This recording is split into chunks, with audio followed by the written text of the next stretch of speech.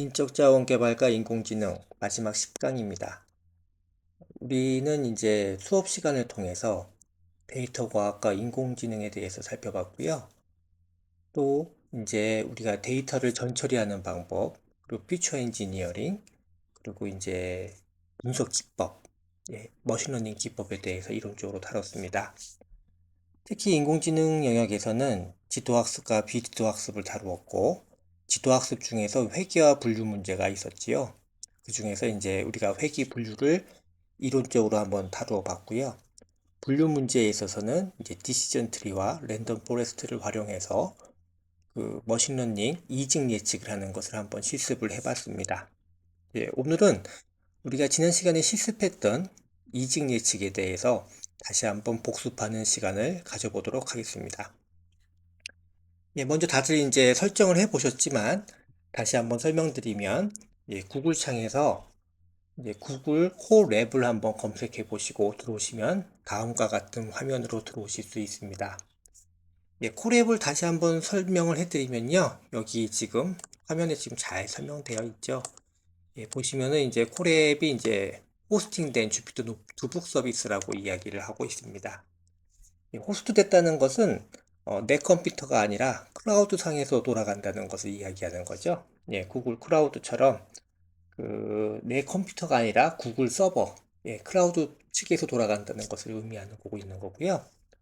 주피터 노트북이라는 거는 코드와 설명을 한 페이지에 적을 수 있는 어떤 코딩 도구라고 생각하시면 돼요.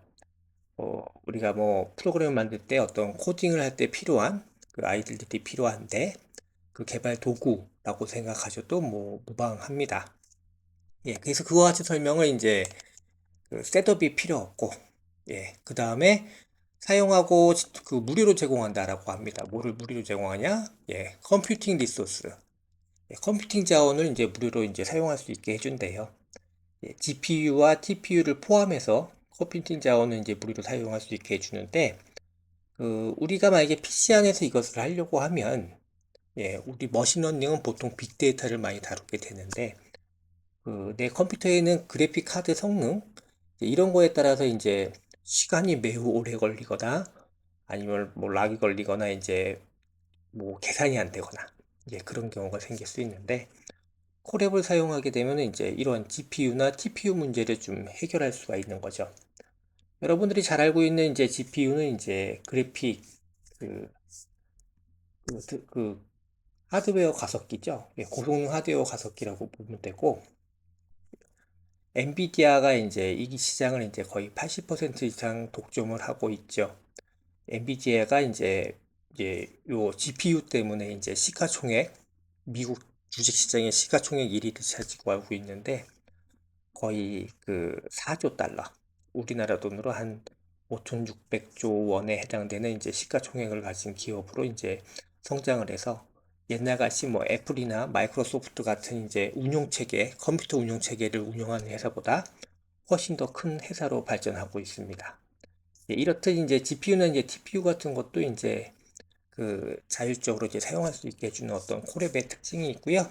특히 이제 콜앱은 이제 머신러닝이나 데이터 과학이나 그리고 이제 뭐 교육을 하는데 그 잘 적합한 프로그램이라고 이야기하고 있습니다. 이것을 활용해서 이제 많이 이제 배우시거나 또 개발하시거나 하는데 어떤 유용한 도구라고 생각을 합니다. 자, 이제 요 화면에 들어오셨으면 이제 오픈 콜앱을 한번 눌러보시도록 하겠습니다.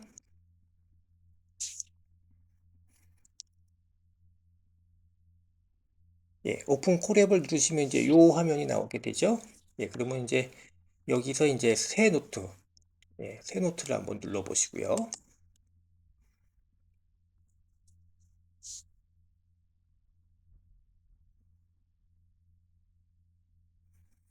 새 노트를 이제 열면 다음과 같은 화면이 나타나게 됩니다. 보시면은 이제 여기가 이제 우리가 코딩을 할 때 쓸 수 있는 어떤 코딩 블록들이 있고, 그에 대한 이제 뭐 활용할 수 있는 어떤 기능들이 전부 다 위에 나타나고 있죠.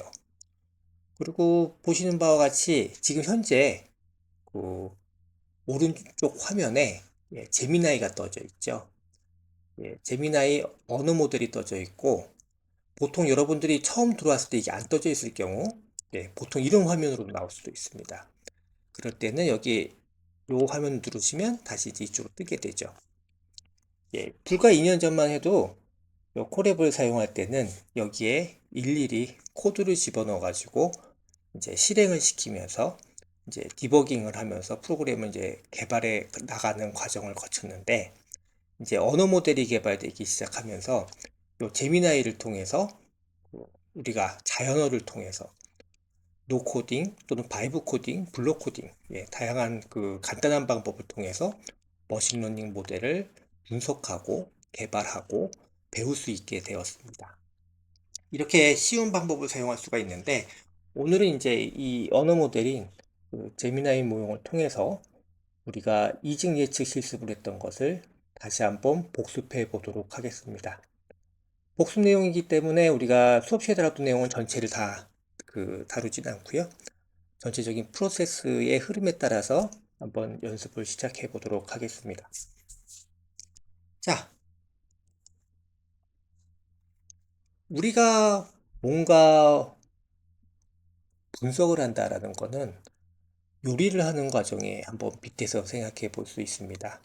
우리가 요리를 하려면 처음에 주방에 요리에 필요한 도구를 다 가지고 오고요. 물론 만들 때마다 필요한 걸 가져올 수도 있지만 일반적으로 한번 다 준비를 해 놓고 그 다음에 재료를 다듬고, 다듬을 재료를 레시피에 따라서 어떤 요리를 완성하는 과정을 거쳐서 맛있는 요리를 완성하게 됩니다. 예를 들어서 조리 도구를 가지고 오는 거를 이 파이썬 언어에서는 우리가 라이브러리를 호출해 온다라고 얘기를 합니다. 라이브러리라는 거는 한마디로 어떤 특정 기능들을 모아놓은 어떤 도구 상자 같은 거예요. 도구 툴이에요. 우리가 그 공구함이 있듯이 어떤 우리가 그 조리 도구들의 뭐 다양한 분야별 조리 도구들을 이렇게 딱딱딱딱 모아놓은 거를 보통 라이브러리라고 하고요.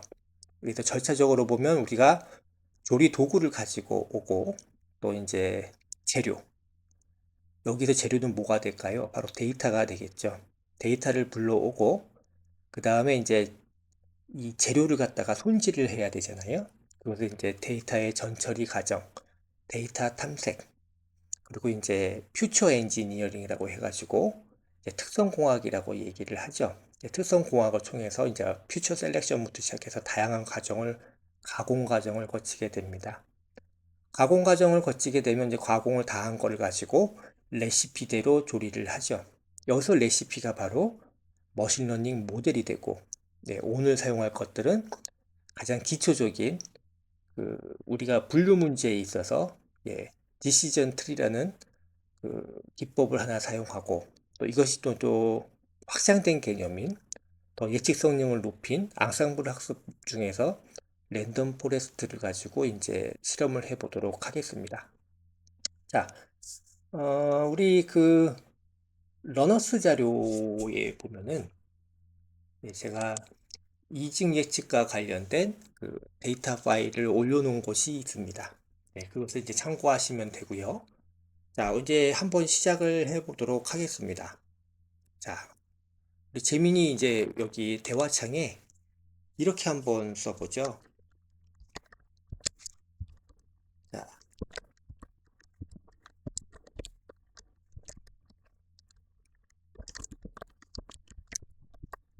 디시전 트리와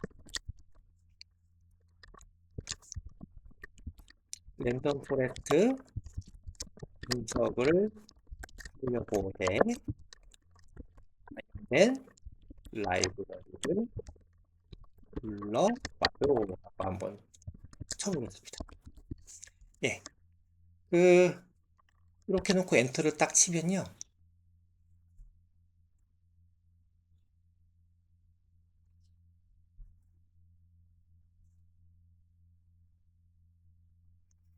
자, 왼쪽에 요 코드 블록에다가 이제 이렇게 우리 초록 연두색의 음영이 생겼죠. 이렇게 코드를 짜놨습니다. 자, 보시면은 어떻게 짰죠? 사이키런 그 라이브러리를 불러왔는데 디시전 트리에 대한 거, 그 다음에 랜덤 포레스트에 대한 것들을 불러왔죠. 예. 근데 사실 요것만 가지고는 안 되고요. 예. 이 추가적으로 더 불러오는 것들이 있어요. 자, 우리가 그 데이터를 불러오고 시각화하고 머신러닝 분석을 할 수 있도록 라이브러리를 불러오고 한번 쳐보죠.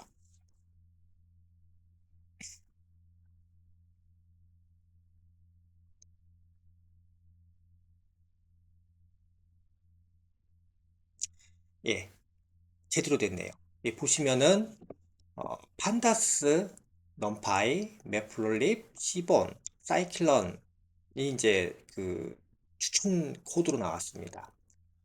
보시면은 판다스와 넘파이는 어떤 수치 해석, 그 다음에 이제 행렬에 의한 어떤 데이터 처리, 이제 이런 것들을 쉽게 해줄 수 있게 하는 라이브러리라고 생각하시면 돼요.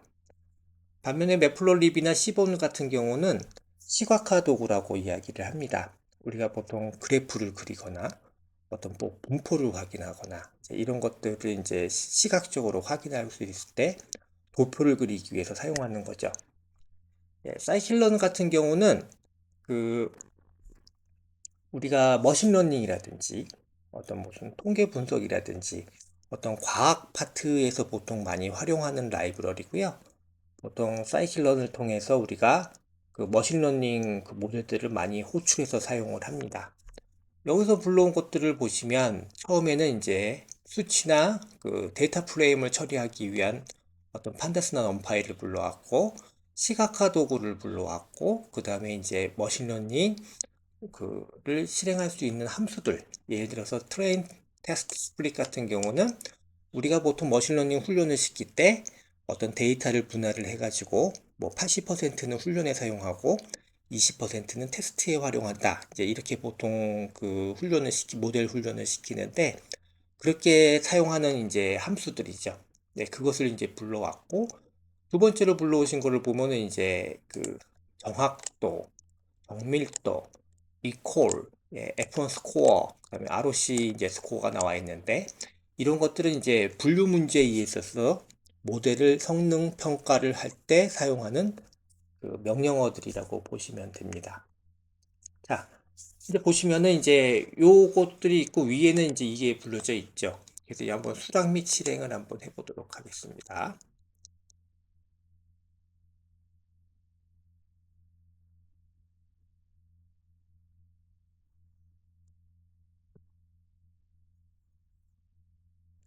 예. 자, 프린트를 하라는 거는 이게 제대로 됐으면 이제 요거를 출력하라는 얘기거든요. 출력 결과가 나오고 있죠. 디시전 트리 분류와 랜덤 포레스트 이제 분류, 이제 그거에 대해서 이제 이게 임포트 됐다라고 표현을 해주고 있고, 이제 요거에 대해서도 이제 뭐 데이터, 뭐 비주얼라이징, 머신러닝 관련된 라이브러리가 임포트 됐다. 임포트 됐다는 건 이 안에서 이제 사용할 수 있게끔 불러온 겁니다. 한마디로 음식을 할 때 조리 도구들을 다 가지고 온 거와 같다. 그래서 보통은 우리가 필요한 도구들은 우리가 코드를 읽기 편하게 하기 위해서 제일 상단에 다 불러놓고 시작을 해요. 네, 물론 여기서 명령을 할 때는 이제 그 블록마다 이제 필요할 때마다 가져와서 이제 그런 쓰는 명령들을 이제 쓰기는 할 텐데 일반적으로는 이제 사용의 편의성을 위해서 위에 다 도구들을 호출해 놓고 사용을 합니다. 자, 조리도구를 가지고 왔습니다. 예, 조리도구를 가지고 왔으면 우리가 이제 두 번째 뭐를 해야 되죠? 데이터를 불러와야겠죠. 재료를 가져와야 됩니다. 자, 재료를 가져오는 거는 여러분들 러너스의 파일을 다운받으셔서 컴퓨터에서 있는 걸 그냥 가지고 불러오셔도 상관없고 저 같은 경우는 콜앱을 사용할 때는 구글 드라이브에 올려놓고 불러오는 경우를 많이 사용합니다. 그게 더 편하거든요. 콜앱하고 구글 드라이브는 마운트를 시키니까 연동을 시킬 수가 있어요. 그래서 연동을 시키면 거기 있는 파일들을 다 불러올 수가 있거든요. 한번 그 과정을 한번 실습해 보도록 하겠습니다.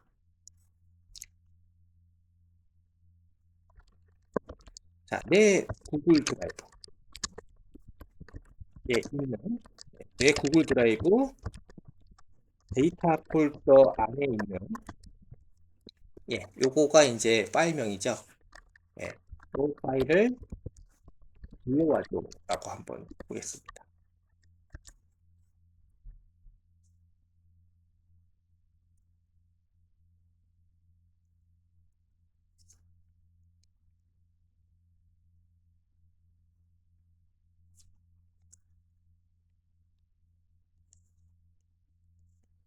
요거 누르시면 이렇게 순서를 이렇게 바꿔놓을 수가 있고요. 실행 순서를 바꿀 수가 있고요. 자, 보시죠. 첫 번째는 뭐라고 되어 있죠? 구글 콜앱. 그 드라이브를, 그러니까 임포트. 한마디로 구글 드라이브를 마운트 할 수 있는 함수를 불러왔습니다. 그 다음에 이제 요거를 실행하게 되면은 이제 제 구글 드라이브하고 이제 마운팅이 되는 거죠. 두 번째로는 파일 패스. 제가 제 드라이브, 구글 드라이브 패스 안에 데이터 폴더 안에 있는 이 파일을 불러와라 라고 얘기를 했습니다. 그 패스를 지정을 해주고 그것을 그 pd.read.csv 이렇게 입력을 하시면은 이제 이 파일을 df라는 그 변수를 이제 변수로 불러오는 거죠. 그래서 데이터 프레임의 약자이기도 하는데 우리가 이제 df를 가지고 이제 함수를 이제 간단하게 입력하면서 이걸 데이터를 막 변형을 시킬 수가 있어요. 아무튼 이제 이렇게 해가지고 하나씩 한번 실행을 해보도록 하겠습니다. 자, 한번 입력을 하게 되면은 이런 명령어가 나오게 되죠. 구글 드라이브 파일에 액세스 하도록 허용하겠습니까? 라고 할 때 제가 연결하라고 허용을 하고 있습니다. 어느 계정입니까? 제가 이제 들어있는 저의 계정. 그래서 계속 해가지고 한번 그 마운트 시키도록 하겠습니다.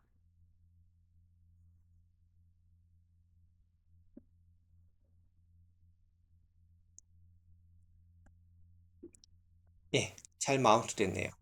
그리고 파일을 불러왔습니다. 보시면 이제 처음에는 디스플레이 하라는 건 뭐냐면은 일단 데이터를 불러왔으니까 데이터에 뭐가 있는지 한번 보려고 하는 거예요. 그래서 df는 우리가 df라는 걸로 이거를 그 변수명으로 얘를 가지고 왔잖아요. df 하면은 이제 요 데이터 프레임, 요 데이터 불러온 데이터가 이제 df가 되는 거고 df의 헤드를 한번 디스플레이 해줘 라고 얘기하면은 보통 그 다섯 줄까지 한번 대충 어떤 파일, 어떤 변수와 어떤 내용이 들어있는지 확인하기 위해서 이제 불러오게 됩니다. 보시면은 이제 그 35칼럼, 총 35개의 칼럼 수, 보통 일반적으로 35개의 변수가 있다라는 것을 알 수가 있고요.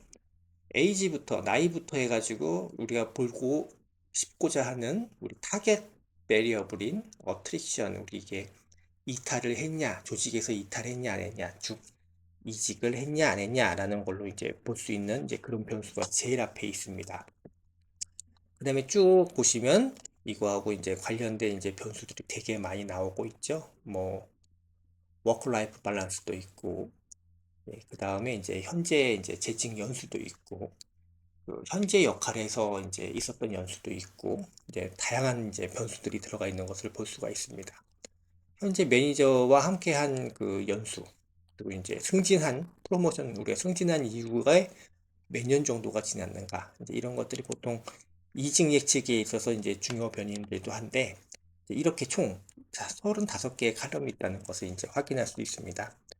여기 사용한 데이터는 IBM 과학자들이 이제 만든 합성 데이터인데 일반적으로 우리가 그 머신러닝 훈련을 하거나 또는 이제 교육을 하려고 할 때는 일반적인 조직 데이터들은 이제 보안이 걸려 있고 그 외부적으로 이제 그 노출이 안 되게 돼 있기 때문에 일반적으로 합성 데이터를 많이 활용을 하고요. 이 합성 데이터는 이제 우리가 그 카글에서 이제 그 공개되어 있는 그 데이터를 이제 지금 가져와서 연습을 하고 있습니다. 물론 이런 데이터들은 이제 그 데이터 품질이 이렇게 크게 좋지는 않기 때문에 어떤 이직 예측을 할 때 예측력이 크게 높게 나오지는 않아요. 나오진 않지만 하여튼 훈련하기엔 충분하다. 예, 연습하기엔 충분하다. 라는 정도로 아셨으면 될 것 같고요. 실질적으로 이제 조직 데이터를 가지고 이제 이직 예측을 하다 보면 뭐 구글에서도 뭐 99% 이상 이직 예측이 가능하다라고 이렇게 발표했던 것처럼 어, 굉장히 높은 확률로 이제 예측 성능이 좋은 모델을 좀 만들어낼 수 있습니다. 거기에 결정적인 어떤 그 변수들이 있는데 그런 것들이 이제 다 포함되어 있어야 되겠죠. 이제 여기 있는 이제 변수 이제 그 35개, 35개가 전체가 변수는 아니지만 요거 가지고는 아마 예측하기에는 좀 뭐 한계는 있지만 그래도 좋은 예측 모형은 만들 수 있다라고 생각을 하고 있습니다. 자, 일단 우리가 데이터를 불러왔죠. 데이터를 불러왔고 이제 뭘 한번 확인해 볼까요? 이제 한눈에 잘 안 들어오잖아요. 예, 어떤 그 변수들을 전부 다 가지고 있는지 한번 우리가 보통 머신러닝에서는 변수를 퓨처라고 보통 표현을 많이 하죠.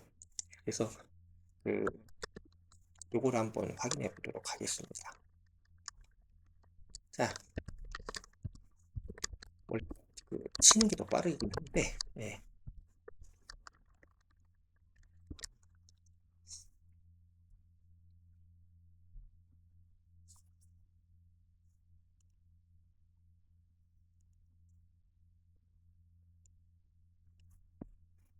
원래 여기다 그냥 치고 실행하면 되는 건데, 예. 이렇게 이 데이터 프레임에 대해서 인포메이션, 인포를 한번 제가 입력을 넣는데, 그렇게 넣게 되면은 각 칼럼 변수가 데이터 타입이 어떤 형식으로 돼 있고 칼럼명이 뭐가 있는지가 이제 딱 나오게 돼요. 0부터 34개니까 35개의 이제 그 칼럼이 있는 거고 이제 이게 수치형인지 범주형인지가 이제 우리가 알 수가 있습니다. 네, 여기는 그 정수로 돼 있고 이거 오브젝은 이제 한마디로 그 범주형 변수가 되겠죠. 예. 그래서 이제 이렇게 그 내용을 확인해 보실 수가 있고요. 이제 각각의 이제 변수가 어떻게 구성되어 있는지 한번 확인해 보실 수 있고, 보통 데이터를 제공할 때 이제 그 변수 설명서가 원래 같이 들어있는데, 들어있지 않는 경우도 있습니다. 그리고 머신러닝에서는 여기 보통 35개가 나와 있는데, 뭐 100개 변수, 200개 변수 이렇게 많이 그 훈련에 그 많은 변이 포함되는 경우도 있어요. 그래서 이런 것들을 한번 다시 한번 우리가 그 데이터를 탐색하는 EDA 과정을 이제 거쳐야 되는데 이런 식으로 하나씩 하나씩 그 살펴보도록 하겠습니다. 자, 두 번째로 한번 그 일단 변수가 뭐가 있는지 한번 살펴봤어요. 그러면 이제 우리가 수치형하고 범주형을 이제 분류를 해가지고 한번 또 살펴봐야겠죠. 자, 그 수치형 변수, 음, 수치형 변수의 보통 대략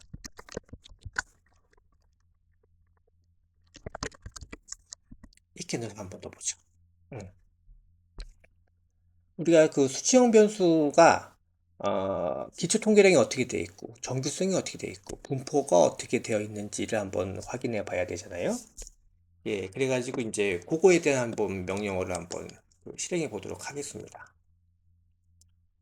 자, 보시면은 그 나이부터 시작해가지고 이제 그 변수에 대한 어떤 기초 통계량이 나와 있죠. 예, 4분위 수와 최대 최소, 그 다음에 우리가 스탠다드 디비에이션, 그 표준 편차, 평균, 그리고 이제 총 숫자 이렇게 나와 있습니다. 예, 이 데이터는 총 1470개의 데이터를 가지고 있어요. 네. 나이를 보면 평균 나이가 36.9세, 37세 정도의 평균을 가지고 있고, 스탠다드 디비에이션은 이제 표준 편차 9.1, 9살 정도의 편차, 표준 편차들을 가지고 있는 거죠. 굉장히 넓죠? 그리고 이제 나이가 가장 어린 게 18살.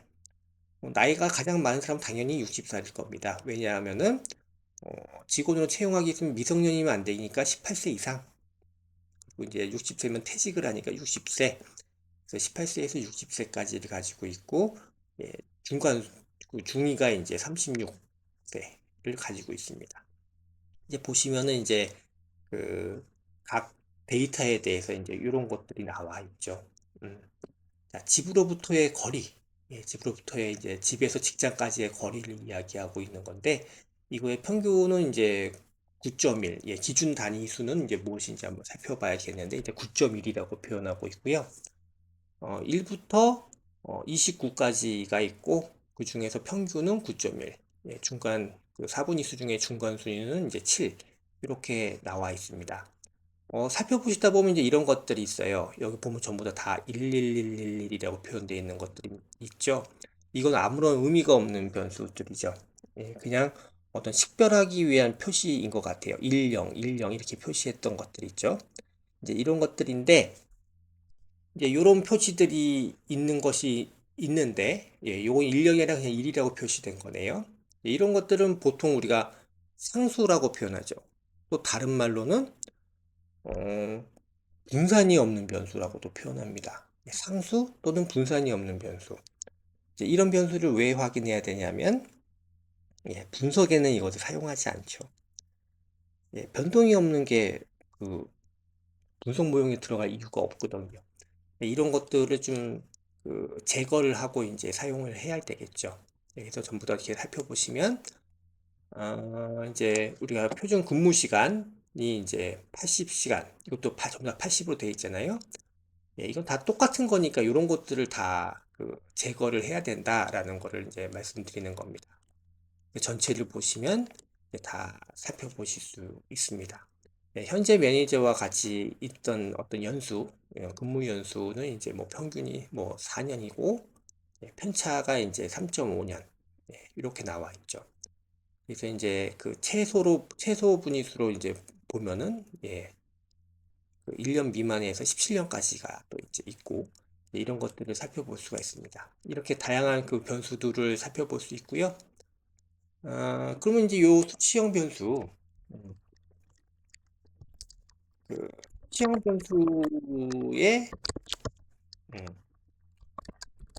프로그램 또는 시트그램을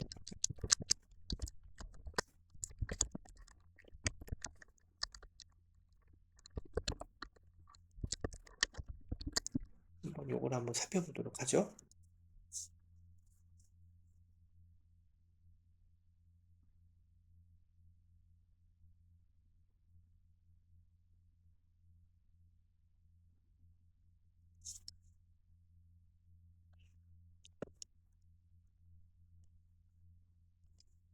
예, 요거를 이제 수락 및 실행을 하면 이제 수락을 하면 이제 작동을 하게 되고요.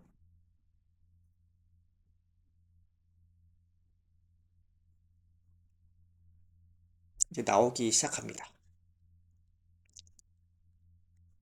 쭉쭉쭉쭉 나오죠.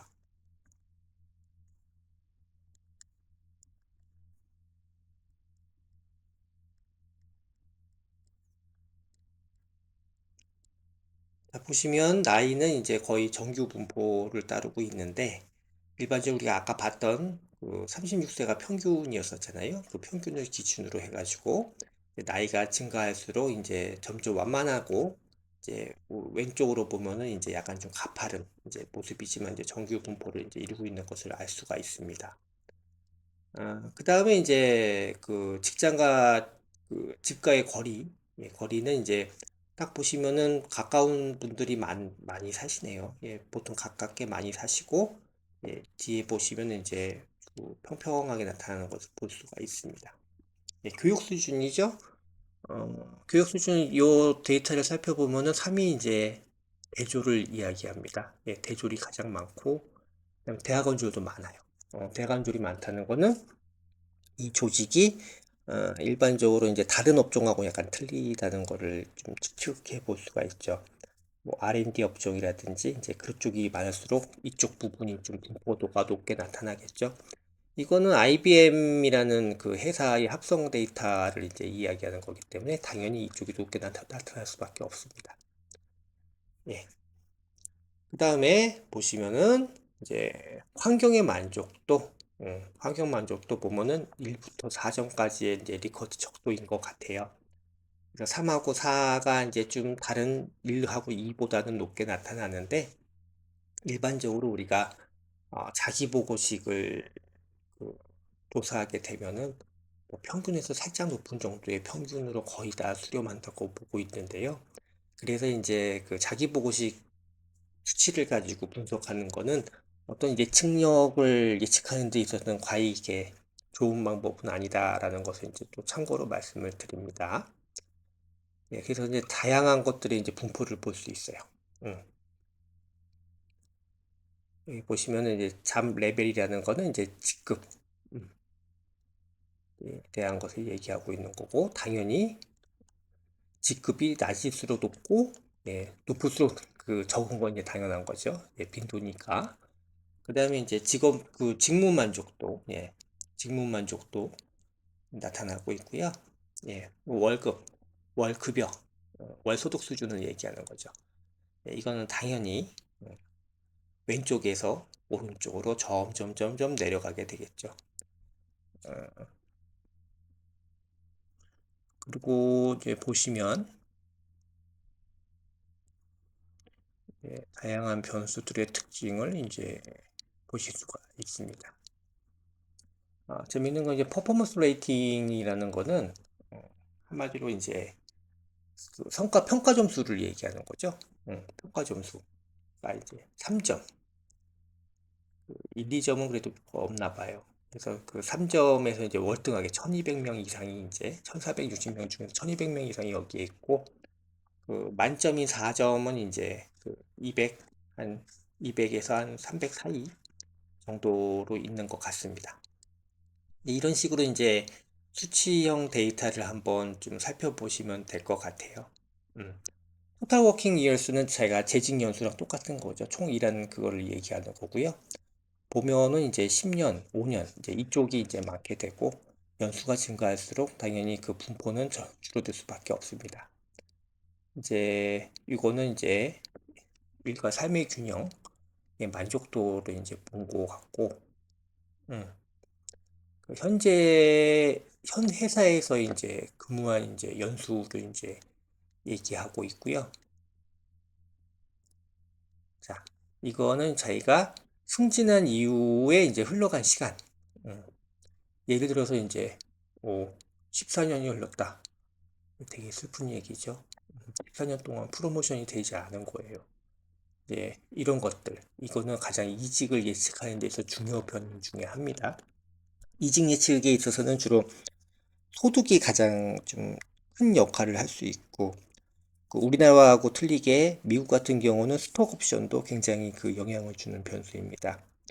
또 세 번째로 그 결혼 상태, 결혼을 했는지 아니면 싱글인지 또는 이제 뭐 돌싱인지 이제 이런 거에 따라서 이제 또 이직에 이제 영향을 주는 가장 큰 변인 중에 하나라고 볼 수가 있죠. 자, 이런 식으로 해서 이제 수치형 변수의 이제 분포도를 이제 살펴를 봤고요. 이런 식으로 이제 살펴보실 수가 있습니다. 자, 이제 수치에 대해서 이제 요거 두 개를 한번 살펴봤으면 우리가 이제 원래 여러 개를 보지만 기본적으로 꼭 보셔야 되는 것만 제가 설명을 드리고 있어요.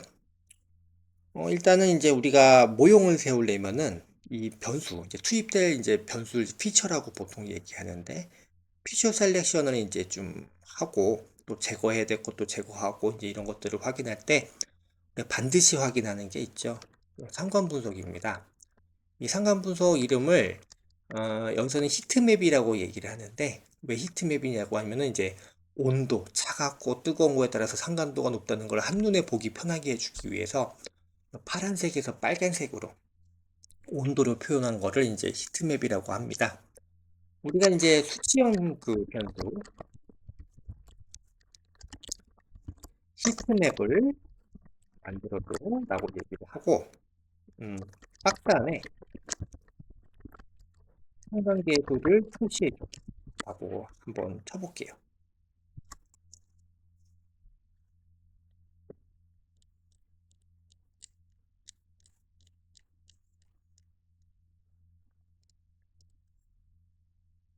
자, 코드를 짰죠? 예, 코드를 짰고, 이제 여기를 히트맵을 해가지고 그리는 그림에 대해서 이제 여기 해놨습니다. 자, 한번 실행을 한번 해볼까요?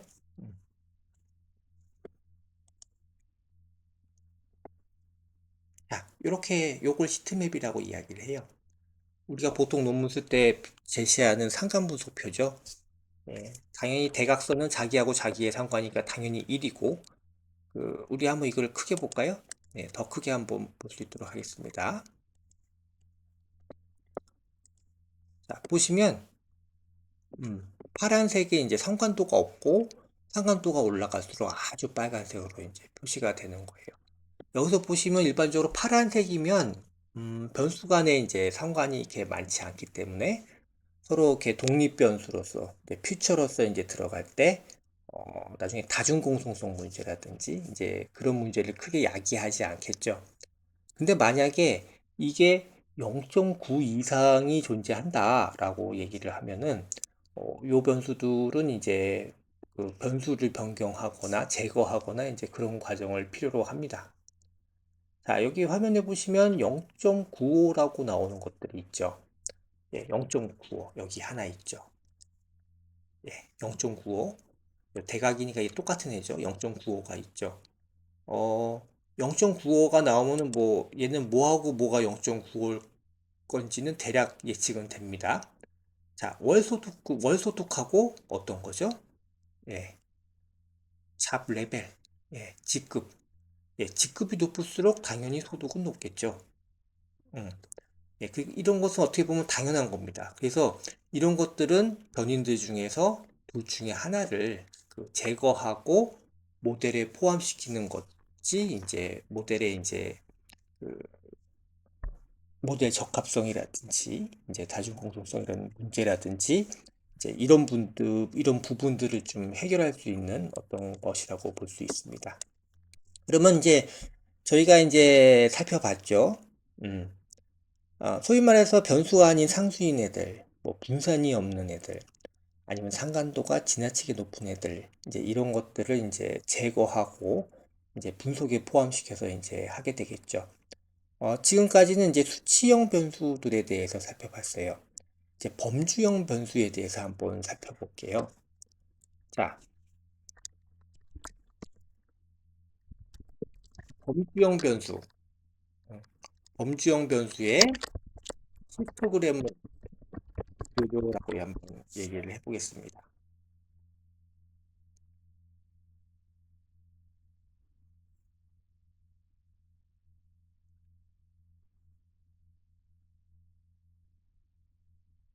자, 코드를 찾았죠? 예, 코드가 제대로 됐는지 한번 볼게요.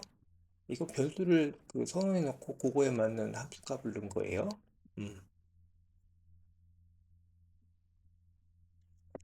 한번 수락하고 실행을 한번 해보겠습니다. 자,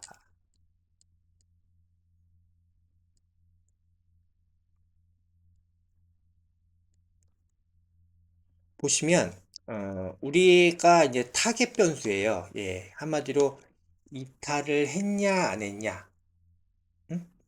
이제 한마디로 이직했냐 남아 있느냐 그 얘기를 하는 거거든요. 거기에 만약에 yes라고 대답했으면은 조직을 이탈한 거죠. 우리는 이걸 이직했다라고 보통 표현을 하고, 예, yes가 이제 200 몇 개 정도 되는 거고 no가 이제 거의 나머지 거의 다, 예, 80% 이상이라고 볼 수 있습니다. 자, 요것이 이제 보면은 이게 타겟 변수인데, 어, 소위 말하는 종속 변수인데 딱 봐도 분포차가 많이 나죠. 요런 거일 때는 굉장히 문제가 있고 생각할 게 되게 많습니다. 이걸 불균등 자료라고 보통 표현을 하는데, 불균형 자료 같은 경우는 예를 들어서 이게 노와 조직에 남아있는 사람이 80% 이상이란 말이에요. 이럴 경우는 예측 모형을 만들 때 어떤 예측 모형이 아니고 무조건 남아있습니다, 이직 안 했습니다, 이직 안 했습니다만 계속 얘기해도 예측 정확도가 80%가 넘게 되거든요. 이거는 예측 모형이 될 수가 없거든요. 이제 그럴 경우는 제가 나중에 모형 성능 평가에서 설명을 드리겠지만 일반적으로 예측률이 뭐 성능이 80% 이상이다. 이제 이런 것들이 큰 의미가 없는 모형이 돼 버리는 거예요. 이럴 때는 다른 성능 평가를 기준으로 해가지고 다시 모델을 이제 또 튜닝을 하게 됩니다. 일단은 이제 이거 불균형 자료라는 거는 확인을 했어요. 그 다음에 이제 보시면, 예, 아마도 출장 가는 거죠. 출장을 드물게 간다, 자주 간다, 가지 않는다. 예, 라고 나와 있죠. 보시면은 드물게가 가장 많고, 아예 없다는 이제 거의 적고, 이제 이런 분포들이 이제 보입니다. 이런 분포들을 한번 다 확인해 보셔야 돼요. 그다음 부서를 보죠. 부서는 R&D 부서가 제일 많아요. 그 다음에 판매 및 영업 조직, 그 다음에 HR 부서, 이렇게 세 군데가 이제 있습니다. 자, 전공 영역을 얘기하고 있습니다. R&D 영역 중에서 이제 그 직원들이 많았었잖아요. 예.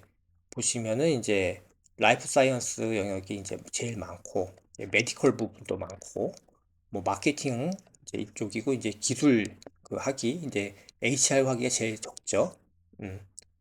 그래서 이제 요거 이제 여기 조직들의 이제 분포 특성이 이제 나타나기 시작합니다. 성별로 보면 이제 남성이 더 많고요. 이런 식으로 하나하나씩 한번 살펴보시는 거예요. 자, 그 다음에 이제 직무 분포를 나타내고 있죠. 자, 부서 안에서도 여러 가지 직무가 있잖아요. 이제 그 직무를 딱 살펴보는 거예요. 다양한 이제 직무들이 있다는 걸 볼 수 있고, 이런 식으로 볼 수 있는데, 여기 보시면 그 오버 18, 18세 이상의 분포는 100%죠. 한마디로 성인이냐 아니냐를 얘기하는데, 조직의 직원은 전부 다 성인이어야 하니까 전부 다 예스인 거를 이제 표시한 것 같아요. 이런 범주형은 이제 요건 필요 없는 변수가 돼 버리는 거죠. 이런 것들은 또 분석할 때 제거해 버려야 되는 그 변수가 되겠습니다. 물론 변수가 아니지만.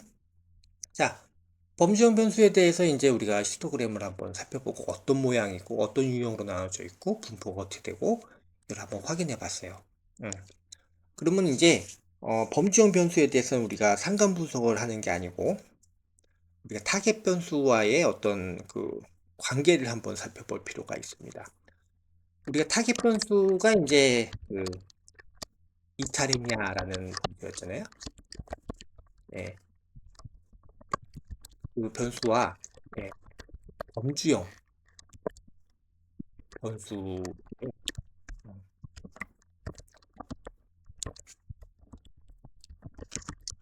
하이스퀘어 검정 구조라고 얘기를 합니다. 네.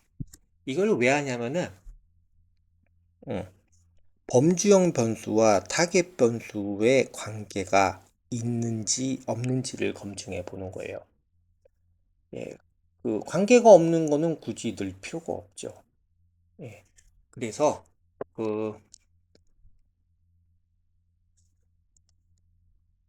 요거를 분석을 한번 실행해 보면 어떤 범주형 변수가 타겟 변수인 그 조직 이탈, 즉 이직 요것과 이제 긴밀하게 관련되어 있는 변수냐라는 걸 한번 살펴볼 수가 있습니다. 실행해 보겠습니다.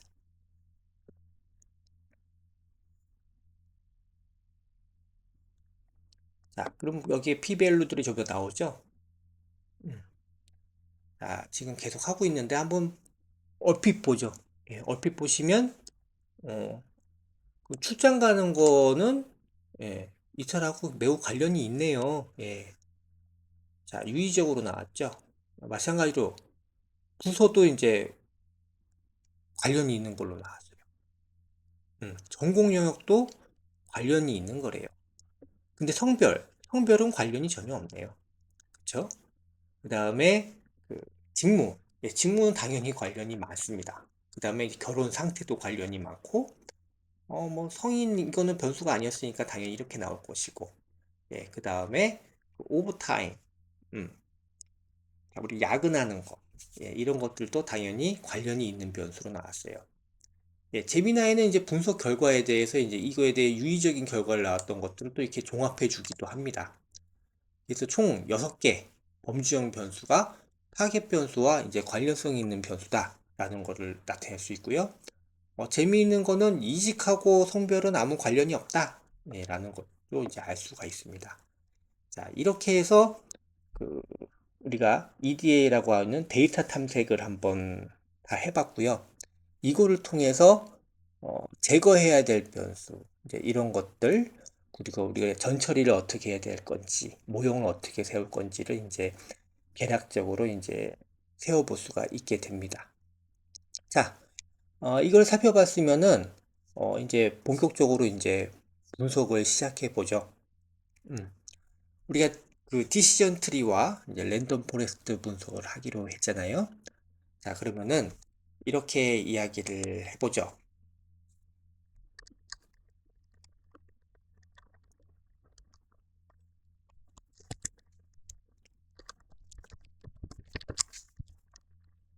자,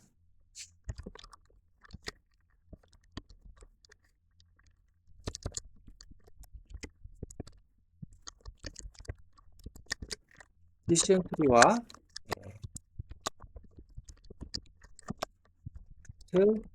분석을 하려고 해 라고 얘기를 하고,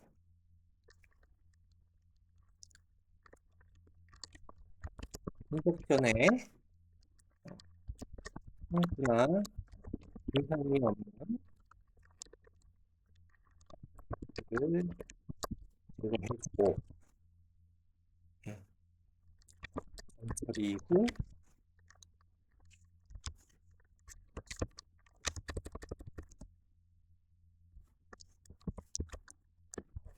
디시전 트리와 랜덤 포레스트 분석을 실행해줘. 모두의 성능 평가도 해주고, 두 모델을 비교해줘.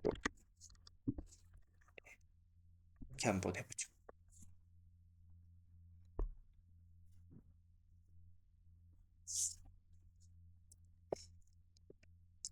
자, 불과 2년 전만 해도 이런 코드들을 일일이 다 입력했어야 됩니다. 그리고 이제 이것처럼 친절하게 가르쳐 주는 것도 아니고 본인이 이제 파이썬 코드를 이용해 가지고 짰어야 됐죠. 잘못된 것 코드가 한 줄이라도 있으면은 다시 디버깅 과정을 통해서 이제 고쳐야 되는데 눈으로 확인하다 보니까 쉽게 찾기가 어렵죠.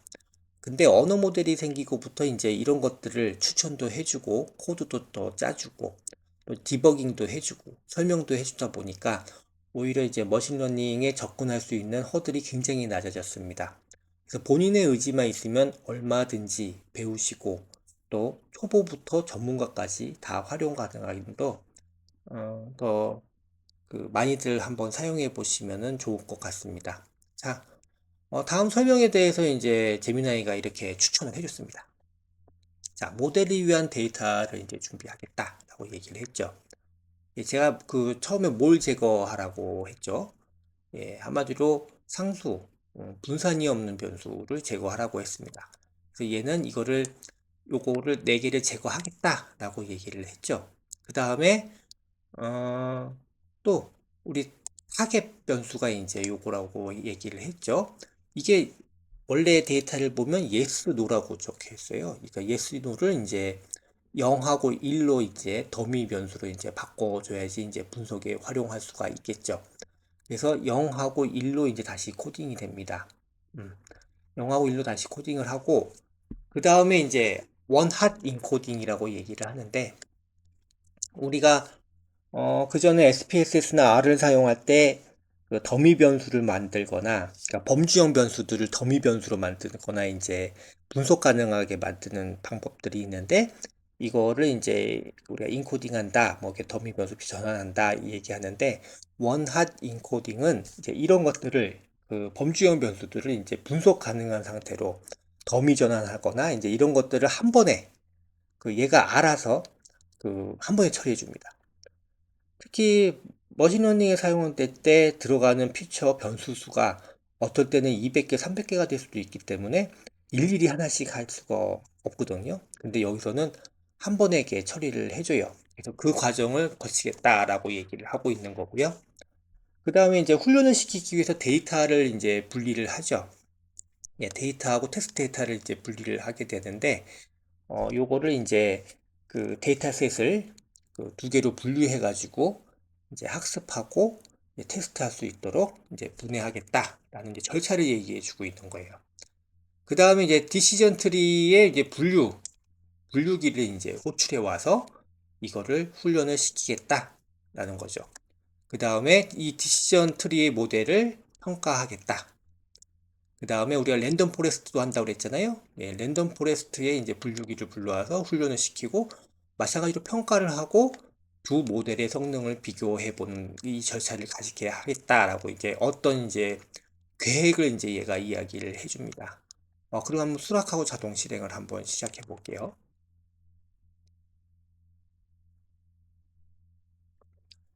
자, 실행을 하게 되면은 이제 요 단계별로 이제 하나씩 이제 준비를 시작을 하죠.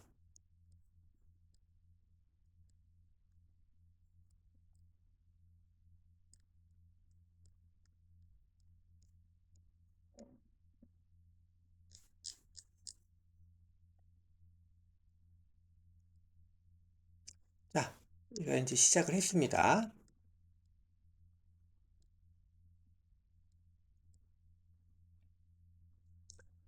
또 보시면은 요 드랍 명령은 이제 그 제거하는 명령인데 여기 변수명을 이렇게 지정을 해놓고 예, 칼럼에서 드랍되는 거 이제 그걸 지정을 해서 요 네 개를 이제 잡아놨습니다.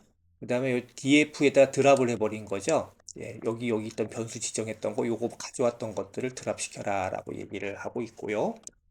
그 다음에 타겟 변수를 지정을 합니다. 타겟 변수를 지정을 하는데 무슨 어트리션 이탈한 거를 이제 얘기하고 있는 거죠. 그래서 이탈을 했습니까? 했을 때 예라고 대답한 건 1로 코딩을 하고 노라고 대답한 건 0으로 코딩해 가지고 사용하겠다 라고 얘기가 나오고 있습니다. 자, 그렇게 진행이 됐고요. 예, 제대로 실행이 됐으면 다음 문장을 출력하라 라는 얘기예요. 예, 이렇게 그 얘기를 하고 있습니다. 그 다음에 이제 두 번째 단계 이제 모델 데이터를 준비를 하는 거죠. 예, 데이터를 준비하려면 어떻게 된다고 그랬죠?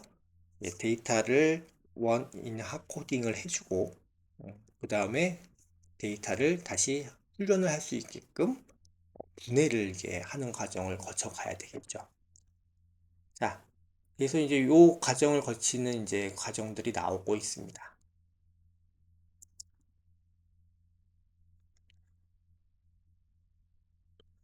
총 1470개, 예, 1470개죠.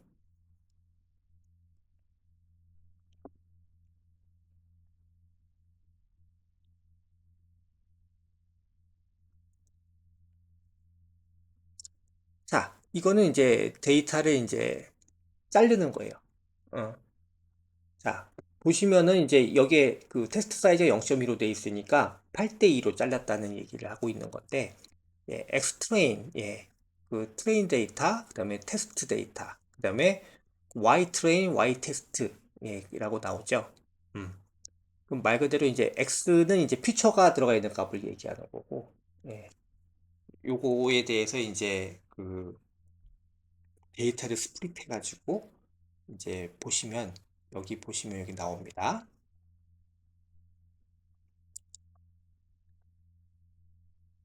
어떻게 돼 있나요? 1176개 대 294개.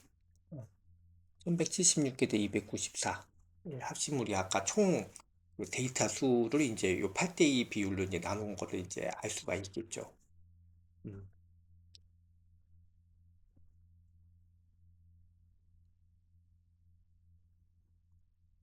그 다음에 이제 디시전 트리를 가지고 이제 훈련을 하는 거 나옵니다.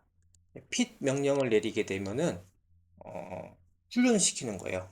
X트레인이랑 Y트레인 데이터를 가지고 훈련을 시키는 거예요. 훈련을 시켜가지고 이제 트리 모형을 적용해가지고 훈련을 시키고 정상적으로 이제 됐으면 다음 문장을 출력하라고 합니다. 예, 출력 문장이 나와 있죠. 예, 성공적으로 훈련을 시켰다라고 얘기를 합니다. 자, 이제 모델 평가를 하고 있는 값이 나오고 있습니다. 예, 모델 평가 값에 대해서는 예, 정확도, 그 다음에 우리 프리시전은 이제 정밀도, 리콜은 재현율, 예, F1 스코어는 프리시전과 리콜의 이제 조합 평균값을 얘기하는데 이거를 왜 조합 평균으로 보냐면은 이 프리시전하고 리콜은 서로 상쇄 관계에 있는 값들이에요. 이거에 대해서 한번 우리가 수업 시간에 이론으로 제가 굉장히 길게 설명을 드린 적이 있습니다. 자, 그 정확도는 우리 디시전 트리에서 지금 76이 나왔잖아요. 보통 76%라고 이렇게 얘기할 수 있고 반올림은 77%라고 얘기할 수 있는데 우리가 불균형 분포에서는 뭐 예측 필요 없이 분포 높은 쪽을 계속 외치면은 그거의 퍼센트만큼 예측률이 나온다고 했잖아요. 이거는 예측 모델이 아니잖아요. 이렇게 해놓고 좋은 예측 모델을 만들었다고 주장하면 안 됩니다. 그렇기 때문에 이제 보조적인 값을 보게 되는데 그것이 이제 프리시전, 그다음에 리콜, F1, 그다음에 ROC 값을 이제 전부 다 종합적으로 판단하게 됩니다. 특히 우리가 풀어야 되는 문제에 따라서 프리시전 값을 향상시키는 예측 모델을 만드냐 아니면 리콜 값을 향상시키는 예측 모델을 만드냐 이것이 달라져요. 그러니까 수업 시간에 우리가 1종 오류하고 2종 오류가 있다고 말씀을 드렸잖아요. 예. 예를 들어서 이 사람이 이직 의사가 없는데 이직할 거라고 예측하는 경우가 1종 오류라고 한다면 이 사람이 이직 의사가 있는데 의직 의사가 없다고 예측하는 게 2종 오류라고 얘기를 했습니다. 다른 얘기로 하면 우리가 이직 예측을 할 수 있을 때 중요한 거는 뭐냐면은 이직하고자 하는 의도가 있는 사람을 반드시 예측해 놓는 게 제일 중요한 거겠죠. 아닌 사람을 포함할지라도 이것이 어떻게 조직 측면에서는 어떤 그 사후 조치를 하기 위해서는 중요한 요소입니다. 우리가 그 암 환자 예측을 하는 데로 한번 돌아가 보면 다시 생각해 볼 수 있는데요. 암 환자인데 암 환자가 아니라고 예측하는 거하고 또 암 환자가 아닌데 암 환자라고 예측하는 경우 어떤 게 더 안 좋은 케이스가 될까요? 암 환자인데 암 환자가 아니라고 예측하는 경우가 가장 위험한 경우라고 했습니다. 이직 예측 같은 경우도 이제 이게 중요한 그 사항이에요. 자, 우리가 그 프리시전하고 리콜을 이제 설명을 하고 있는데 여기서 이제 우리가 중요한 게 뭘까? 라고 생각해 보면은 이제 리콜 값이 이제 중요한 거죠. 어, 리콜이 이제 기억하기 힘드시다면 다음과 같이 기억하시면은 기억하시기가 편하십니다. 어떻게 기억하시냐면은 우리가 자동차에 결함이 있으면은 리콜을 하잖아요. 어, 그 리콜을 한다고 얘기하잖아요.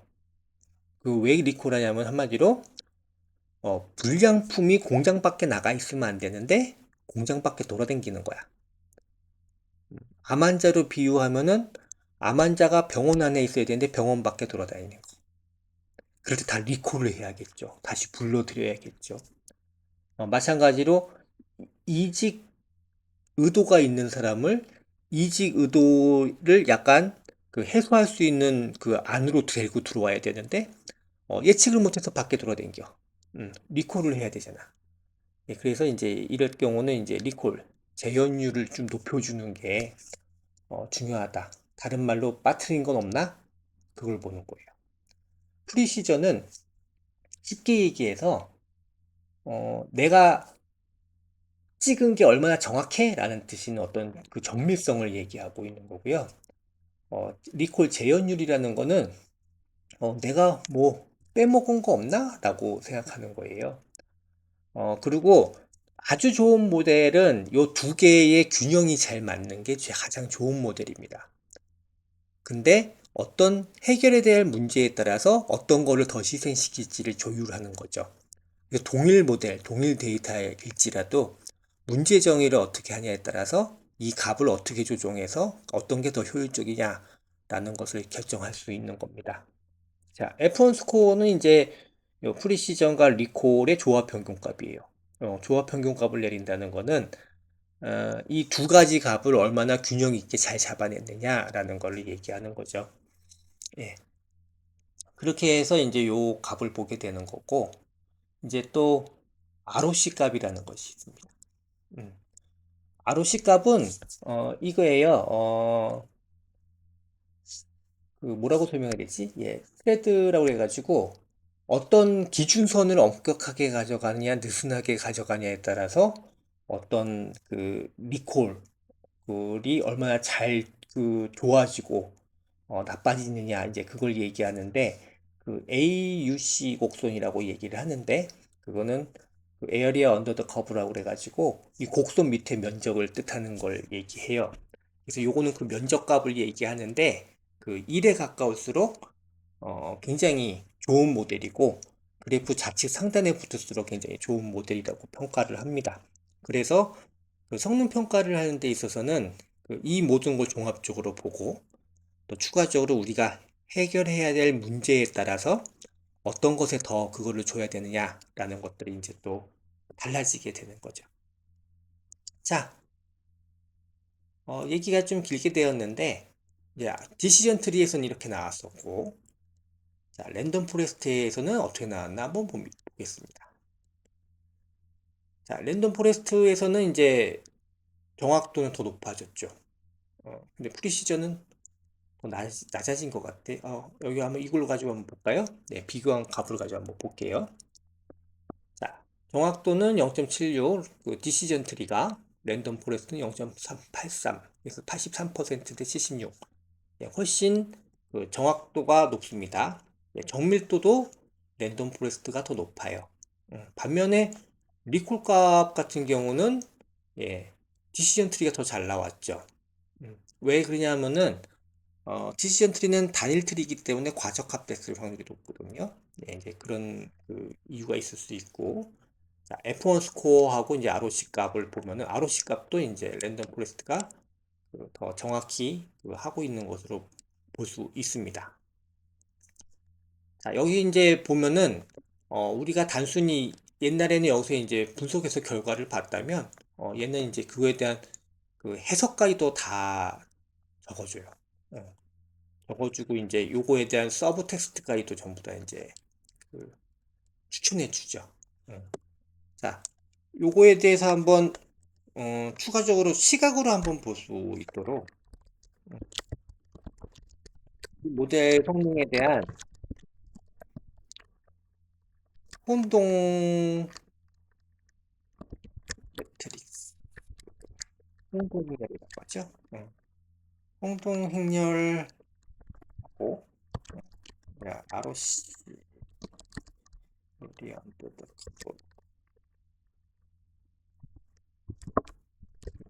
를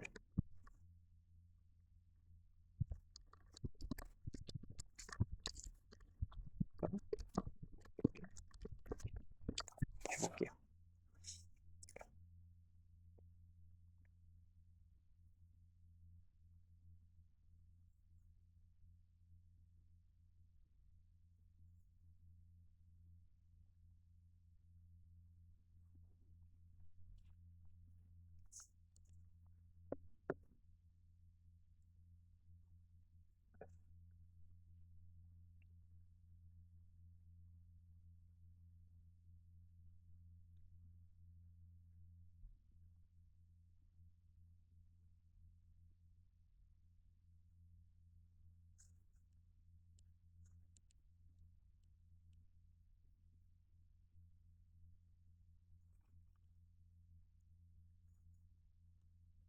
자, 이거가 이제 컨퓨전 매트릭스라고 그래가지고 혼동 행렬. 예. 이거를 바탕으로 우리가 아까 뭐 프리시전이라든지 어컬리시라든지 리콜이라든지 이제 이런 값들을 다 산출하게 되는 거죠. 자, 여기 보시면 예. 자, 트루 라벨이고 이제 이거 예측 라벨, 프레딕트 라벨입니다. 자, 그 조직에 남아 있는 사람이 총 247명, 247명인데 이 디시전 트리가 예측한 걸로는 207명은 남는다라고 예측을 했고 40명은 이탈한다, 이직한다라고 예측을 한 거예요. 디시전 트리에서는. 그러니까 40명은 원래 남아있는 사람인데 이탈할 거다, 이직할 거다라고 예측을 한 거죠. 마찬가지로 우리가 그 실제로 이직을 한 사람을 보죠. 47명. 47명이 있는데 그 중에서 29명은 조직에 남아있을 거예요 라고 예측을 했고 그 중에서 18명만 이직할 거예요 라고 예측을 했다는 얘기예요. 그래서 쉽게 얘기해서 어, 여기서는 조직에 남아있는 사람 40명을 놓치고 있는 거고 예, 여기서는 그 29명을 마치지 못한 이제 혼동 행렬을 이야기하고 있죠. 마찬가지로 이제 랜덤 포레스트로 갔을 때는 어, 여기서 요 조직에 남아있을 거예요 라고 예측하는 비율이 이제 예측을 틀리는 경우가 이제 현저히 떨어진 걸 볼 수가 있습니다. 7명으로 이제 떨어졌잖아요. 반면에 또 그 이직할 거야 라고 하는 예측률도 굉장히 떨어져요. 그래서 떨어지는데 여기는 좀 더 향상된 모습을 보이고 있는데 이런 식으로 나타나는 거죠. 음. ROC 커브를 보시면 이제 이거를 보는 방법은 트루 파지티브 레이시고 이제 폴스 파지티브 레이시죠. 예, 실제로 맞은 그 비율을 얘기하고 내고 맞다고 했는데 틀린 걸 얘기하는 거예요. 이게 그 0.5 기준선이죠. 한마디로 0.5 기준선은 다른 얘기로 하면 그냥 동전 던지기랑 똑같은 예측률이다라고 얘기를 하는 거고 요 커브가 이제 위로 점점점 올라가서 1에 가까이 갈수록 예측 성능이 좋은 이제 예측 모델이 됩니다. 자, 보시는 바와 같이 이제 디시전 트리에 대한 ROC 값이 이제 이렇게 나와 있죠. 그 다음에 랜덤 포레스트에 대해서 나와 있죠. 어떤 게 더 좋은 모델 같아요? 이 면적, 그 면적 크기로 보고 있죠. 예, 디시전 트리보다 랜덤 포레스트가 더 훌륭한 모델로 이제 나오고 있습니다. 더 훌륭한 모델로 나오는 있지만, 이 비교값도 나와 있네요. 예, 더 훌륭한 모델로 나와 있지만, 예, 지금 데이터로 이게 현재 상태로 분석한 걸로 의하면, 이거는 좀 예측 모델로는 좀 쓰기는 좀 힘들다라는 걸 이제 아실 수가 있을 거예요. 단순한 정확도로 보면은 마치 80%가 넘는 예측 모형 같지만 실제로 이제 불균형 분포를 고려를 해보면 좋은 예측 모형이 아니다라는 것을 금세 파악하실 수가 있습니다. 자, 이럴 때 머신러닝 모델은 다양한 방법, 다양한 기법을 적용을 해서 이 예측 성능을 이제 향상을 시킵니다. 예를 들어서 데이터 분포가 맞지 않으면 데이터 분포를 랜덤하게 일치시키는 방식으로 분포를 데이터 분포를 이제 바꿔가지고 이제 분석하는 방법도 있고, 또는 이제 변수, 피처 셀렉션을 변경시키는 방법이 있거나, 또는 이제 또 우리가 데이터를 정제하는 방법, 그 다음에 우리가 머신러닝 기법을 바꾸는 방법, 또 머신러닝 기법을 합성하는 방법, 그리고 이제 우리가 보통 파라미터 투닝이라고 표현하는데 파라미터 값을 지속적으로 바꿔가지고 그 성능을 바꾸는 방법, 굉장히 다양한 방법들이 있어요. 지금 그냥 아무것도 없이 그냥 분석을 해버리고, 제가 아까 여기 같은 경우는 필요한 변수 뭐 제거하거나 그런 것 중에 기본적인 것만 제거하지 다른 거 제거를 하지 않았어요. 근데 그 중에서 성능을 가장 향상을 많이 시키는 방법은 전문가가 피처 셀렉션을 잘하는 방법이 원래 제일 좋은 방법입니다. 그래서 저희가 그 인공지능 과정을 진행해 오면서 도메인 전문성이 결국에 인공지능 발전에 있어서는 핵심이다라고 말씀드렸던 것 같이 머신러닝에 있어서도 마찬가지입니다. 근데 일단은 시간이 많이 지났으니까 일단은 불균형 분포를 바꾸는 방법에 의한 방식을 한번 보여드릴게요. 그래서 그 전하고 이제 성능이 향상되는지 아닌지 한번 살펴보시도록 하겠습니다. 자, 불균형 분포를 좀 해결하는 방법 중에 스모트 기법이라는 것들이 있어요. 자, 이 분석을 스모트 기법을 적용해서 같이 분석해줘라고 얘기해요.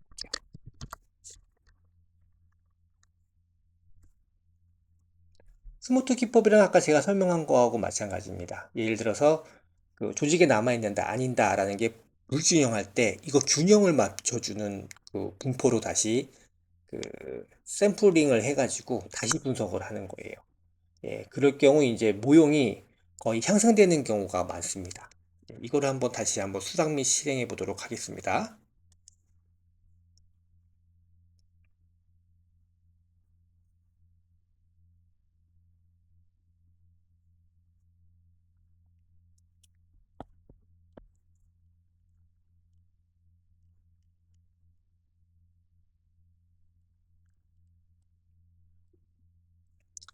자, 실행될 동안 말씀을 드리면, 음,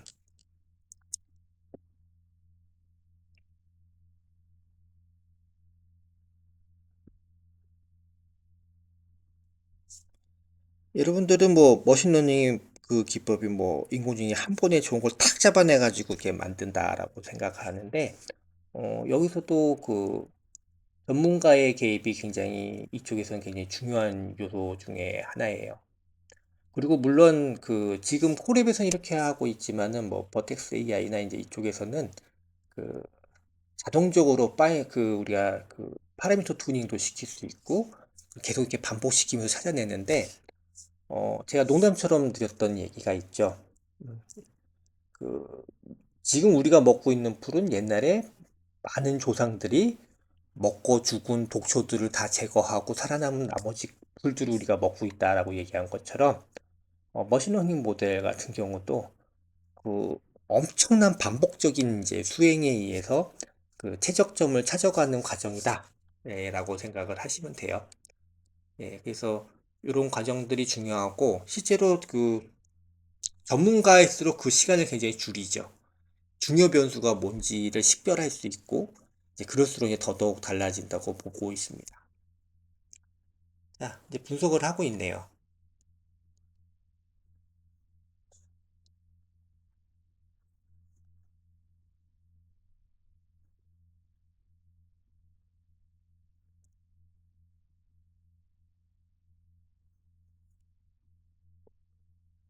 얘가 비교하기 전에 한번 좀 눌러보도록 하죠. 우리가 그 스모트 기법을 적용했을 때 디시전 트리에서의 한번 그 리콜 값을 한번 볼게요. 0.425, 0.425죠. 예, 아까 우리가 봤을 때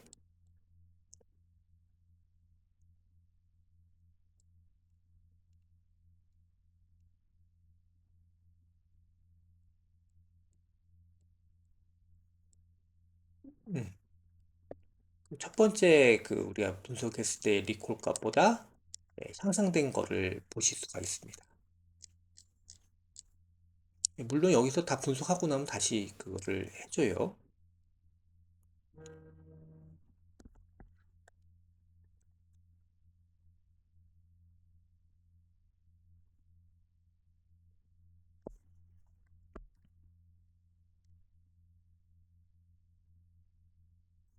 랜덤 포레스트에 대한 경우인지도 나오고 있습니다.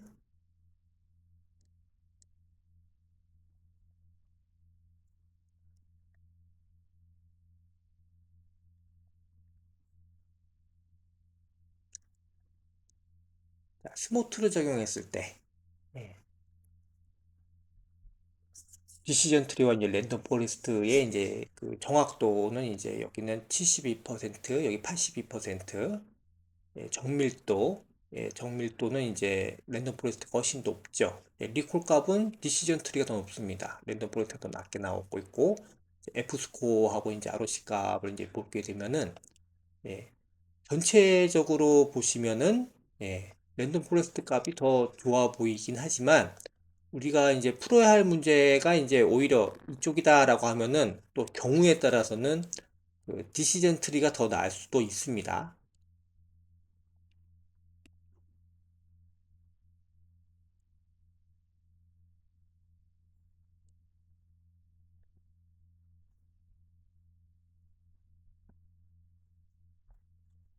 자, 이제 거의 이제 진행이 되고 있어요. 자, 디시전 트리하고 이제 이게 혼동 행렬이 나오고 있죠.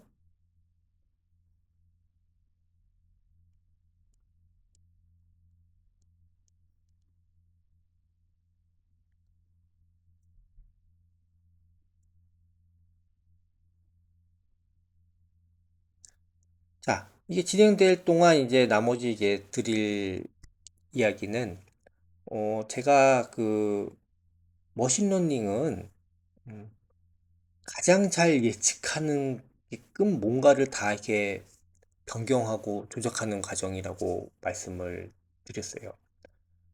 그런데 그 예측 성능에 영향을 주는 거는 데이터 핸들링에 의해서 많이 영향을 받는다라고도 많이 말씀드렸고, 데이터 분포에 의해서도 영향을 받는다고 말씀드렸고, 또 이 안에서 피처를 셀렉션하는 과정에서도 영향을 많이 받는다라고 말씀드렸고, 분석 기법에 의해서도 영향을 많이 받는다라고 말씀을 드렸고, 또 마찬가지로 분석 기법 안에서 우리가 파라미터 튜닝을 하는 방법에 따라서도 다양해진다고 했습니다.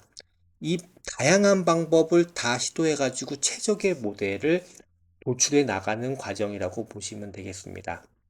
예, 여기서는 그냥 일반적으로 오늘은 그 사용법을 말씀드리기 위해서 제가 정밀하게 다루지는 않고 그냥 순서대로 다뤄야 되는 부분에 대해서 다루어 드렸던 거고요. 여러분들은 이제 그 언어 모델, 자연어를 가지고 이제 이런 것들을 설명하면서 할 수 있기 때문에 다양하게 한번 시도해 보시기를 한번 추천해 드립니다. 예, 지금 실습에서는 이거 전체를 다 다룰 수는 없고요. 참고적으로 말씀드리면은, 이 데이터 가지고도, 어, 지금 나오는 값보다 쓸만한 모형으로 만들 수 있다라는 힌트를 드립니다. 예, 다양한 방법이 있는데, 그걸 한번 시도해 보시면 될 것 같아요.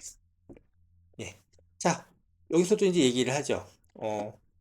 통찰이는 넥스트 스텝을 이제 얘기를 하죠. 음. 그걸로 이제 하이퍼 파라미터 튜닝을 한번 해보는 게 어때? 이제 라고 이제 얘기를 하죠. 예, 파라미터 튜닝 이 과정 되게 중요합니다. 자, 이렇게 해서 한번 살펴봤고요. 추가적으로 단순히 이제 예측 모델을 만든다는 것도 중요하지만 예측 모델을 왜 만드냐라는 것도 중요하죠. 사전에 예측을 해서 이것을 미연에 방지를 하거나 아니면은 처방이 필요하면 처방을 해야 된다라는 거죠. 우리가 어떤 문제에 대해서 이게 교육적으로 해결할 수 있는 문제라면 교육적으로 개입을 하고 처방을 하고, 또는 우리 조직 안에서 제도적으로 해결해야 될 문제라면 제도 개선을 하고, 이제 다양한 이제 방식으로 이제 개입을 할 수 있는 그 기반을 주는 건데, 머신러닝의 특징은 단순한 조직 전체의 예측 모형뿐만 아니라 개개인에 대한 예측 모형을 전부 다 산출해낼 수가 있습니다. 개개인이 따라서 영향을 받는 변수가 다 틀리기 때문이죠. 예, 그런 것들을 예측해서 사전에 우리가 이직으로 예측되는 직원이 있으면 이 이직으로 예측되는 직원이 영향을 받고 있는 변인들을 살펴봐서 그거에 맞게 적절하게 뭐 상담이라든지 보상이라든지 어떤 제도적인 것이라든지 아니 교육적 개입이라는 건지 다양한 방식을 사용해서 이것을 이제 활용하여 조직의 리텐션계 조직 유지를 예, 할 수 있도록 그 조치를 할 수 있게 되는 것이죠. 일단 우리가 수업 시간에 설명 가능한 인공지능에 대해서 말씀을 드렸는데 XAI라고 보통 얘기하죠. XAI가 필요한 부분은 요 예측 모델의 어떤 설명 가능성, 공정성, 윤리성 그런 것도 존재하겠지만 그거보다는 예, 더 정확히 분석, 해석해서 처방할 수 있는 것. 그것이 이제 우리 HRG 담당자가 해야 할 일이라고 봅니다. 한번 이런 식이죠. 우리가 XAI를 할 때 보통은 라임이나 샤프나 이제 이런 방식들의 이제 기법들이 많이 발전돼 가지고 설명을 하고 있는데, 우리가 여기서 한번 퓨처 임포턴트라는 걸 한번 볼게요. 간략 파트너 형식인데,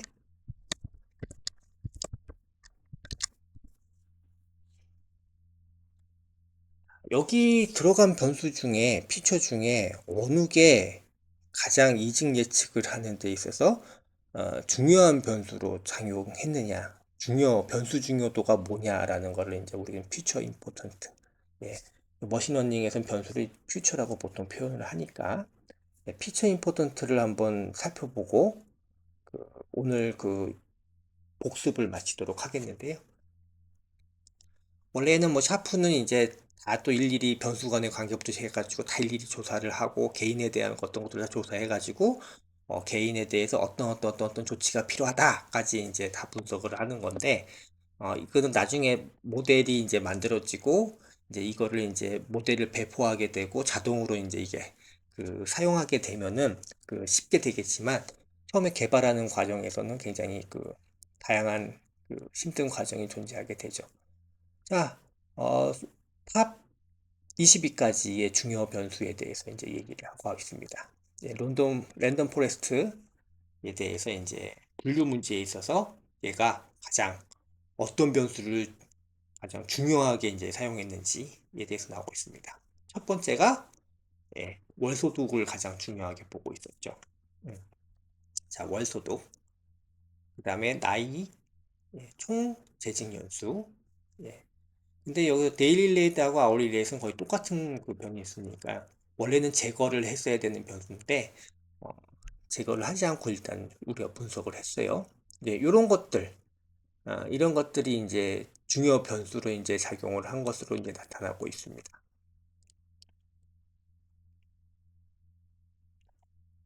근데 이 스모트 기법을 활용하게 되면 이제 중요 변수가 또 이제 순위가 바뀌게 되죠. 여기 보면 스탁 옵션이라든지 월 소득이라든지 그 결혼 상태, 직업 만족도, 현재 매니저와 지낸 연수, 나이, 뭐 이런 것들이 이제 중요 변수로 나오는데 여러분들이 하시다 보면은 중요 변수가 계속 이제 바뀌는 걸 보실 수가 있어요. 얘가 이제 처음 분석할 때마다 이제 그 사용한 이제 변인들이 이제 그 틀리다 보니까 틀리게 나오게 되는데 요거 중요 변수가 이제 변동없게 이제 분석하는 그 방식들도 있습니다. 예. 그래서 이제 여기서 이제 중요 변수가 뭐였는지 한번 확인한 거 봤고 서두에서 제가 설명드린 것 같이 이제 미국에서는 이제 월소득과 스탁 옵션이 이제 이직에서 가장 영향을 많이 미치고요. 왜냐하면은 시장이 유연화되어 있기 때문에 그리고 자료도 이것도 미국 기준의 합성 자료이기 때문에 오히려 이 변인이 더 크게 작용을 했을 거라고 보고 있습니다. 이렇게 한번 살펴볼 수 있고요.